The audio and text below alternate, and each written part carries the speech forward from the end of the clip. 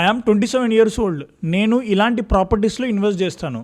Believe me, మన జనరేషన్కి real ఎస్టేట్లో ఇన్వెస్ట్ చేసే ఈ మెథడ్ తెలియదు. చాలా సింపుల్ లాంగ్వేజ్లో నేర్పిస్తా. రియల్ ఎస్టేట్ అంటే ఏమిటి, దేంట్లో ఇన్వెస్ట్ చేయడం బెస్ట్, సింపుల్, ట్రస్ట్ మెథడ్, ఇవన్నీ మనం ఈ వీడియోలో మాట్లాడుకుందాం. అండ్ ఎలా మరియు ఎంత ఇన్వెస్ట్ చేయాలో కూడా మాట్లాడుకుందాం. సరే, మరి లేట్ లేకుండా స్టార్ట్ చేసేద్దాం. ఫస్ట్, రియల్ ఎస్టేట్ అంటే ల్యాండ్ కానీ దాని మీద కన్స్ట్రక్ట్ చేసిన ప్రాపర్టీస్ కానీ ఇవన్నీ రియల్ ఎస్టేట్ కేటగిరీలోకి వచ్చేస్తాయి. House, apartments, commercial offices, malls, warehouses, factories, ఇవన్నీ రియల్ ఎస్టేట్ లోకి వస్తాయి. అండ్ దీంతో పాటు ఒక సింపుల్ ల్యాండ్ కూడా రియల్ ఎస్టేట్ లోకి వస్తుంది. అంటే నార్మల్ ల్యాండ్ కానివ్వండి, దాని మీద కట్టే మీరు బిల్డింగ్ కానివ్వండి, రెండు రియల్ ఎస్టేట్ లోకి వస్తాయి. అయితే మనం ఈ రియల్ ఎస్టేట్ లో రెండు రీజన్స్ తో ఇన్వెస్ట్ చేస్తాం. ఫస్ట్ ది రెంటల్ ఇన్కమ్ కోసం. ఫర్ ఎగ్జాంపుల్, మీరు ఒక ప్రాపర్టీ కొన్నారనుకోండి, దాన్ని రెంటల్ కోసం ఇస్తే మీకు రెంటల్ ఇన్కమ్ వస్తుంది. ఎవ్రీ మంత్ ఆ రెంట్ మీకు వస్తూనే ఉంటుంది. Second, capital appreciation. Over a period of time మీకు రెంటల్ ఇన్కమ్ తో పాటు ఆ ఏరియాలో ల్యాండ్ రేట్ పెరిగినా లేదా రియల్ ఎస్టేట్ రేట్ పెరిగినా మీ యొక్క వాల్యూ ఏదైతే ఉందో, అంటే మీరు పర్చేజ్ చేసిన రియల్ ఎస్టేట్ ప్రాపర్టీ ఉందో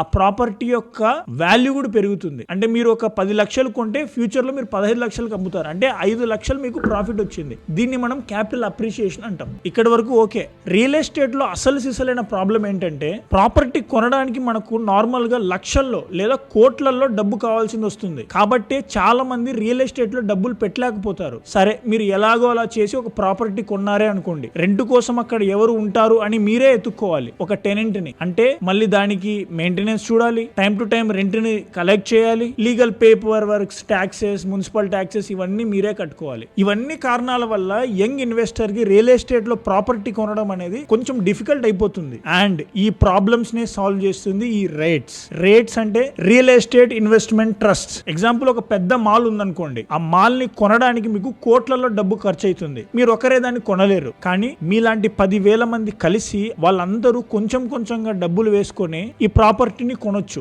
ఇండైరెక్ట్ గా మీరు దానికి ఓనర్ కూడా అయిపోవచ్చు. ఇదే పని చేస్తుంది ఈ రైట్స్ అనేది. దాని వల్ల వచ్చే లాభాలు, మాల్స్ లో షాప్స్ ఉంటాయి, దాని మీద వచ్చిన రెంట్ అనేది ఇన్వెస్టర్ల మధ్య ఈక్వల్ గా పంచడం జరుగుతుంది. అండ్ ఇలాంటి దాని మీదే రైట్స్ పనిచేస్తుంది. అండ్ మీరు ఈ రైట్స్ లో జస్ట్ 300 రూపీస్ నుంచి ఇన్వెస్ట్ చేయడం స్టార్ట్ చేయొచ్చు. అండ్ నా అసలు ఈ బెనిఫిట్స్ ఏమేమి ఉన్నాయనేది మాట్లాడుకుందాం. మెయిన్ గా 2 టైప్ ఆఫ్ బెనిఫిట్స్ ఉంటాయి రైట్స్ లో ఇన్వెస్ట్ చేయడం ద్వారా. First the rent. ఏదైతే రెంట్ వస్తుందో ఆ రెంట్ అనేది ఇన్వెస్టర్లకి పే అవుట్ రూపంలో ఇచ్చేయడం జరుగుతుంది. దీన్ని మీరు సిమిలర్ టు రెంట్ అనుకోవచ్చు. Second the capital appreciation. ఇందాక మనం మాట్లాడుకున్నట్టు ఎప్పుడైతే ఆ రియల్ ఎస్టేట్ వాల్యూ అనేది పెరుగుతుందో అప్పుడు మీరు ఎంతైతే డబ్బులు పెట్టారో మీ వాల్యూ కూడా పెరుగుతుంది. అయితే మీరు గుర్తుపెట్టుకోవాల్సిన విషయం ఏంటంటే, రేట్స్ అనేది ఒక ప్రాపర్టీలో ఇన్వెస్ట్ చేయదు, చాలా ప్రాపర్టీలో ఇన్వెస్ట్ చేస్తుంది కొంచెం కొంచెంగా. దీని ద్వారా మీ రిస్క్ అనేది తగ్గుతుంది. ఎందుకంటే మీరు ఇక్కడ డైవర్సిఫికేషన్ చేస్తున్నారు. ఇంకో బెనిఫిట్ ఏంటంటే, మీరు హస్సెల్ ఫ్రీగా ఉండొచ్చు. ఎలాంటి పేపర్ వర్క్ లేదు, ఎలాంటి లీగల్ వర్క్ లేదు, మీకు ఎలాంటి చింత లేదు, మీరే రెంట్కుండే వాళ్ళని ఎత్తుక్కోవాలని ఎలాంటి చింత కూడా లేదు. జస్ట్ హస్సెల్ ఫ్రీగా కూర్చోవచ్చు అంతే. ఇన్వెస్ట్ చేయి, చిల్ చేయి అన్నట్లు. రియల్ ఎస్టేట్ లో మెయిన్ ఇంకొక ప్రాబ్లం ఏంటంటే లిక్విడిటీ. అంటే మీరు రియల్ ఎస్టేట్లో ఒక ల్యాండ్ కొన్నారు లేదా ఒక హౌస్ కొన్నారు, ఓకే, మీరు అమ్మాలనుకున్నప్పుడు బయర్స్ అక్కడ ఉండరు. దీన్నే లిక్విడిటీ అంటాం. అంటే ఒక ఫ్లాట్ తీసుకున్న తర్వాత అమ్మడానికి టైం పడుతుంది. బట్ రీట్స్ లో, స్టాక్ మార్కెట్ లో అది ఈజీగా బై అండ్ సెల్ చేసేయచ్చు. ఎలాంటి ప్రాబ్లం ఉండదు. మీరు ఎప్పుడైతే అమ్మాలనుకున్నా అప్పుడు సెల్ చేయొచ్చు, ఎప్పుడైతే కొనాలనుకున్నప్పుడు బై చేయొచ్చు. నా ఇంపార్టెంట్ క్వశ్చన్ ఏంటంటే సేఫ్టీ. ఇది సేఫేనా అని. ఈ రేట్స్ ని ఇండియాలో సెబీ రెగ్యులేట్ చేస్తుంది. సెబీ అంటే ఇండియా యొక్క స్టాక్ మార్కెట్ రెగ్యులేటర్ అన్నమాట. అయితే ఈ రైట్స్ అనేది యూజువల్ గా కమర్షియల్ ప్రాపర్టీస్ లోనే ఇన్వెస్ట్ చేస్తుంది. కమర్షియల్ ప్రాపర్టీ అంటే office buildings, industrial parks, business parks. Usual గా ఈ ప్రాపర్టీస్ రెగ్యులర్ ఇన్కమ్ ని జనరేట్ చేస్తూ ఉంటాయి. అంటే మీరు రెగ్యులర్ గా రెంటల్ ఇన్కమ్ తీసుకోవడం జరుగుతుంది. ఇండియాలో ఈ రేట్స్ ఆప్షన్ చాలా లిమిటెడ్ గా ఉన్నాయి. అందుకే డైరెక్ట్ గా ఇన్వెస్ట్ చేయడం అనేది యూజువల్లీ ఈజీ అయిపోతుంది. అంటే మనం ఇప్పుడు ఇక్కడ ఎలా ఇన్వెస్ట్ చేయాలనే దాని గురించి మాట్లాడుతున్నాం. అంటే స్టాక్స్ లాగా రేట్స్ ని మీరు యూనిట్స్ లో, అంటే షేర్స్ లో పర్చేజ్ చేయొచ్చు అనుకోండి, డిమాట్ అకౌంట్ ద్వారా. అయితే డిమాట్ అకౌంట్ కావాల్సినవి pan card, bank account, Aadhaar card. Second, ఏదో ఒక యాప్ లో మీరు డిమాట్ అకౌంట్ ఓపెన్ చేసుకుని ఇన్వెస్ట్ చేయడం స్టార్ట్ చేయొచ్చు. అకౌంట్ అనేది ఓపెన్ అయిన తర్వాత మీరు జస్ట్ REITS అని సెర్చ్ చేస్తే చాలు. ఇండియాలో ఉన్న 5, అంటే ఇప్పటికి 5 ఉన్నాయి, ఈ 5 రేట్స్ అనేవి మీకు కనిపిస్తూ ఉంటాయి. దాంట్లో ఏదో ఒక రేట్ ని సెలెక్ట్ చేసుకొని ఇన్వెస్ట్ చేయడం స్టార్ట్ చేయొచ్చు. అయితే గుర్తుపెట్టుకోండి, 5 సంవత్సరాలు లేదా దానికన్నా ఎక్కువ ఇన్వెస్ట్ చేయడానికి ట్రై చేయండి. ఒకటేసారి మొత్తం డబ్బులు ఒకేసారి పెట్టేయచ్చు, ఆర్ మంత్లీ కొంచెం కొంచెం సిప్ లాగా కొంచెం కొంచెం కూడా పెట్టవచ్చు, మీ ఇష్టం. లేదా మనం ఎలా అయితే మ్యూచువల్ ఫండ్ లో సిప్ ద్వారా ఒక ఫిక్స్డ్ అమౌంట్ ఇన్వెస్ట్ చేస్తూ ఉంటామో అలా కూడా మీరు ఈ రైట్స్ లో డబ్బులు పెట్టి ఇన్వెస్ట్ చేయొచ్చు. ఒకవేళ మీరు బిగినర్ అయితే లేదా యంగర్ అయితే ఈ రేట్స్ లో మీ టోటల్ అమౌంట్ అనేది 5 to 10% మాత్రమే ఉండాలి, ఎక్కువ అవ్వకుండా చూసుకోండి. బికాస్ ఇప్పుడు మనం యంగ్ కాబట్టి ఎక్కువ రిస్క్ తీసుకోగలుగుతాం. సో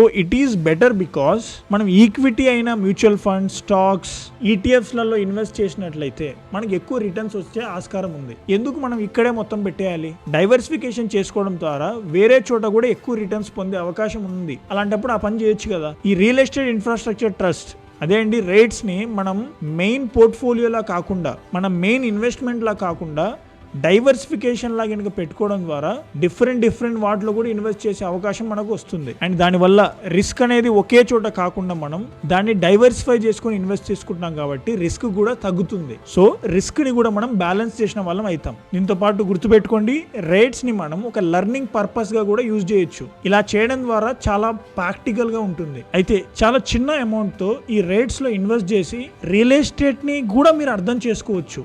అండ్ దీనివల్ల రియల్ ఎస్టేట్ యొక్క ఎక్స్పోజర్ ని కూడా మీరు తీసుకున్న వాళ్ళు అవుతారు. హోప్ మీకు ఈ టాపిక్ నచ్చింది అనుకుంటా. అండ్ ఇలాంటివే చాలా టాపిక్స్ రాబోతున్నాయి, పర్టికులర్ గా యంగర్ పీపుల్ కోసం అండ్ ఆల్సో ఓల్డర్ పీపుల్ కోసం కూడా. అండ్ అవి మీరు మిస్ అవ్వకుండా చూడాలనుకుంటే ఛానల్ని సబ్స్క్రైబ్ చేసుకొని రెడీగా ఉండండి. మీకు నచ్చినట్లయితే ప్లీజ్ ఒక లైక్ చేసి కామెంట్ చేయండి. బికాస్ ఫైనాన్షియల్ కంటెంట్కి చాలా తక్కువ సపోర్ట్ వస్తుంది, that to pure educational content చేసే వాళ్ళకి. మీరు మీ యొక్క హ్యాపీనెస్ని, మీ లవ్ని కింద కామెంట్ రూపంలో తెలియజేయడం ద్వారా మాకు కొంచెం సపోర్ట్గా ఉంటుంది, పుష్ దొరుకుతుంది. Hope you like it. Next వీడియోలో కలుద్దాం. అప్పటి వరకు బాయ్ అండ్ జై హింద్.